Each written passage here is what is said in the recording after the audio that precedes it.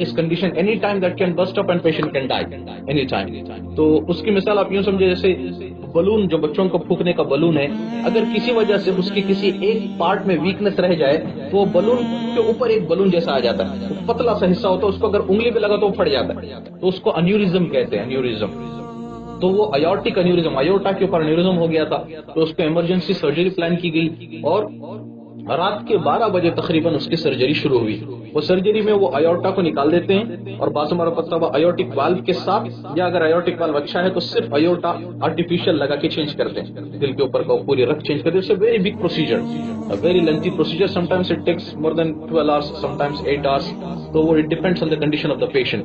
تو اس کو رات بھر آپریٹ کرتے رہے, اس کو رات بھر آپریشن ہوتا رہا. تو صبح تقریباً 8:30-9 بجے کے قریب اس کی سرجری ختم ہوئی اور سارے اس کو چینج کر دیا, اور دل کی دھڑکن سب صحیح چل رہی ہے, بلڈ پریشر صحیح ہے, اس کا ہارٹ بیٹ وغیرہ سب صحیح چل رہا ہے. تو اس کے چیسٹ کو کلوز نہیں کیے, عام طور پر اس لیے کرتے ہیں کہ یہ جو اسٹرنم اوپن کیے ہوتے ہیں, جو نارمل سرجریز ہوتے ہیں اس میں تو کلوز کر دیتے ہیں, لیکن اس کو جس کو ایکسپیکٹڈ ہو شاید دوبارہ اس کو کچھ ضرورت پڑے سرجری کی, تو اس کو کھلا رکھ کے صرف اوپر سے ایک گلوس رکھ کے کلوز کر دیتے ہیں تاکہ فوراً ایمرجنسی میں اوپن کر سکیں. تو ایسا رکھ کے نا اس کو بیڈ پہ شفٹ کر رہے تھے, آپریٹنگ بیڈ سے آئی سی یو بیڈ پہ. تو جیسے اس کو شفٹ کیا تو ایک دم سے اس کی دل کی دھڑکن جو ہارٹ ریٹ تھا وہ نیچے جانا شروع ہو گیا, بلڈ پریشر اس کا نیچے جانا شروع ہو گیا, اور بالکل اس کی کنڈیشن خراب ہونی شروع ہوئی. کبھی کیا ہوا, اس کو واپس شفٹ کرو. تو فوراً اس کو آپریٹنگ بیڈ پہ شفٹ کیا تو بالکل سب کچھ زیرو ہو گیا, heart rate zero, blood pressure zero, E C G ختم.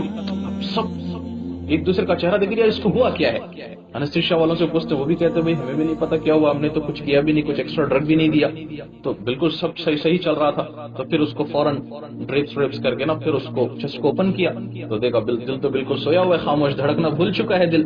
تو وہ جو آپریٹنگ سرجن تھا ڈاکٹر مشال غندور, بہت نیک انسان ہے, سعودی کا one of the top cardiac surgeons ہے, وہ بھی آ گیا.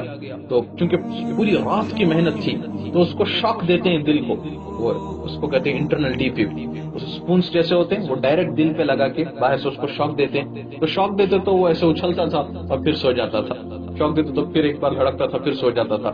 تو وہ جو سرجن ہے اس نے دل کے پیچھے ایک ہاتھ رکھا اور دوسرے ہاتھ سے دل کو ایسے دبانا شروع کیا, پمپ کرنا شروع کیا جیسے دل پمپ کرتا ہے, اور وہ دباتا تھا اور ذکر کرتا تھا, لا حول ولا قوت الا باللہ, لا حول ولا قوت الا باللہ, لا حول ولا قوت الا باللہ, انا للہ و انا الیہ راجعون. جب وہ پمپ کرتا تھا تو چونکہ بلڈ ایجیکٹ ہوتا ہے ہارٹ سے, تو تھوڑا سا ہارٹ ریٹ بھی آتا تھا, ای سی جی بھی آتی تھی, بلڈ پریشر بھی آتا تھا, پھر چھوڑتا تو پھر دل سو جاتا تھا. تو عام طور پہ کوئی 10-12-15 منٹ کرنے کے بعد اس کو چھوڑ دینا چاہیے کہ یہ تو مردہ ہو گیا, ابھی تو اس کے اندر جان کہاں سے آئے گی. لیکن پوری رات کی محنت کی اور سب کھڑے, سب تھکے ہوئے, سارے رات جاگے ہوئے ہیں اور سب کے چہرے مرجھائے ہوئے تھے. وہ مستقل وہ چھوڑ نہیں رہا تھا نا, وہ ذکر کرتا تھا اور دباتا جاتا تھا, ذکر کرتا تھا دباتا جاتا تھا. میں نے ٹائم دیکھا تقریباً 9 بجے سے لے کر 9:25 یا 9:30 بجے تک وہ تھک رہا تھا, لیکن دباتا جا رہا تھا آدھے گھنٹے تک نا.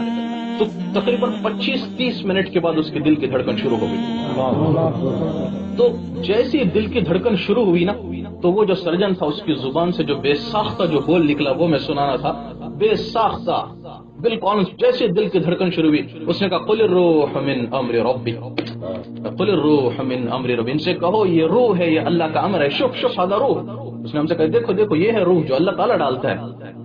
تو میں اس کے ساتھ کھڑا ہوا تھا, اس کے سیدھے طرف. میں نے کہا ماشاء اللہ کان, وہ جو چاہتا ہے وہ کرتا ہے, وما لم یشاء لم یکن, وہ نہ چاہے تو کوئی کروا ہی نہیں سکتا, وما تشاءون الا ان یشاء اللہ رب العالمین.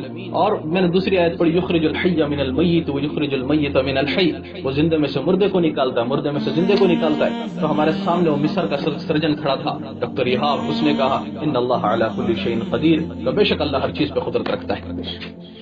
پھر سب کچھ صحیح ہو گیا. اس کی جان کہاں سے آئی, یہ اللہ نے ڈالا.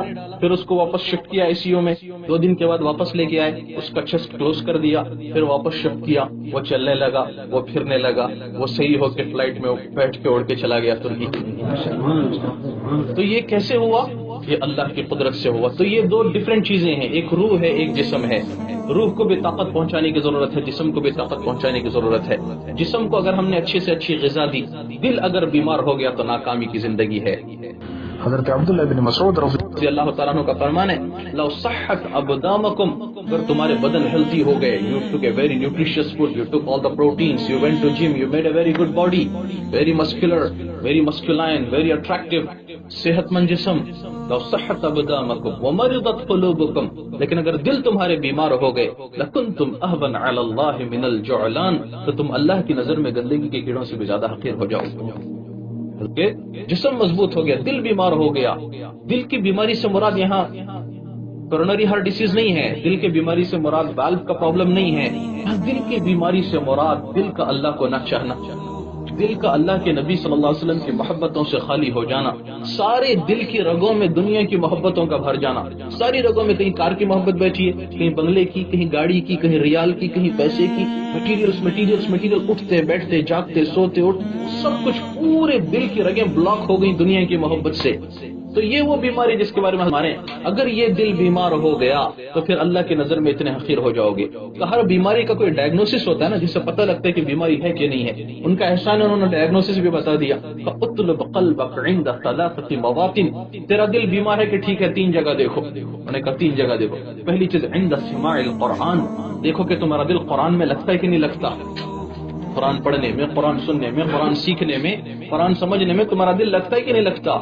وفی اوقات الخلوہ، پہلا کیا کہ اگر تمہارا دل قرآن میں لگتا ہے کہ نہیں لگتا. وفی مجالس الذکر، دوسری بات یہ کہ تمہیں اللہ کے ذکر کی مجلسوں میں تمہارا دل لگتا ہے کہ نہیں لگتا، کہ اکتاہٹ ہو جاتی ہے. اور تیسری چیز وفی اوقات الخلوہ، دیکھو کہ تنہائی میں تمہارا دل اللہ کے لیے تڑپتا ہے کہ نہیں تڑپتا. جب تم تنہا ہو کبھی اللہ سے گفتگو کرتے ہو کہ نہیں کرتے، دل سے کبھی اللہ سے بات کرتے کہ نہیں کرتے.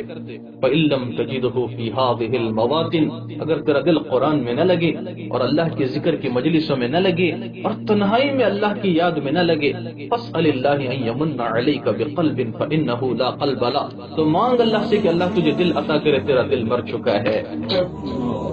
اس دل کا علاج کرانا ضروری ہے. حضرت حسن بصری رحمۃ اللہ علیہ کے پاس کچھ لوگ آئے، انہوں نے کہا حضرت دعا کیجئے، آپ درس دیتے ہیں، آپ کے درس کا ہمارے دل پہ اثر نہیں ہوتا، ایسے لگتا ہے جیسے ہمارے دل سو گئے، ایسے لگتا ہے جیسے ہمارے دل سو گئے. حسن بصری نے فرمایا یوں نہ کہو ہمارے دل سو گئے، یوں کہو ہمارے دل مو گئے، مر گئے. میں کہا حضرت دل بھی مر جاتے ہیں؟ کہا ہاں دل بھی مر جاتے ہیں. تو کہ یہ دل کو بنانے کی محنت ہے کہ دل جسم بھی بنے، روح بھی بنے. جیسے جسم پہ محنت ہے ایسے روح پہ محنت ہے. اگر ہوگا یہ، اگر ہم نے جسم کی غذا نہیں دی تو جسم کمزور ہو جائے گا، اگر روح کی غذا نہیں دی تو روح کمزور ہو جائے گا. اگر ہم جسم کو تو پورا نیوٹریشن دیتے رہے، جسم کو تو برابر کی غذا دیتے رہے، روح کو اگر غذا نہ دی تو جسم حاوی ہو جائے گا روح پر، اور جسم پھر روح کو روح کے نہ چاہتے ہوئے بھی جسم اس کو خواہشات کی طرف لے کے جائے گا، اللہ کی نافرمانیوں کی طرف لے کے جائے گا، برائیوں کی طرف لے کے جائے گا. جیسے قوی گھوڑا ہے، گھوڑا بہت مضبوط ہے اور اس گھوڑے پہ سواری کرنے والا بڑا کمزور ہے، دبلا پتلا ہے. گھوڑے کو تو خوب کھلایا، سوار کو اگر نہیں کھلایا تو پھر کیا ہوگا، وہ گھوڑا جہاں مرضی لے جائے گا اور سوار کو لے جا کر پٹک دے گا. تو جسم کی مثال گھوڑے کی سی ہے، روح کی مثال اس پہ سوار کی سی ہے. وہ جب گھوڑا مضبوط ہے تو سوار کو بھی مضبوط کرو، ورنہ گھوڑا جہاں چاہے گا کھینچ کے لے جائے گا. اگر سوار مضبوط رہا تو اس گھوڑے کو کنٹرول میں رکھے گا، وہ جہاں چاہے گا منزل کی طرف لے کے جائے گا. ورنہ یہ گھوڑا جہاں دوڑتا جائے گا، یہ مجبوراً اس کے پیچھے دوڑتے دوڑتے دوڑتے پھر ایک وقت آتا ہے جب تک احساس ہوتا ہے بڑا راستہ ختم ہو چکا ہوتا ہے. وہ جو لوٹ آئیں تو کچھ کہنا نہیں، وہ جو لوٹ آئیں تو کچھ کہنا نہیں، بس دیکھنا انہیں غور سے، جن منزلوں پہ خبر ہوئی کہ یہ راستہ کوئی اور تھا. منزلوں پہ جا کے پتا چلا، جب زندگی ختم کے قریب تھی تب پتا چلا یار ہم کہاں کی دوڑ لگا رہے تھے، ہم کہاں بھاگ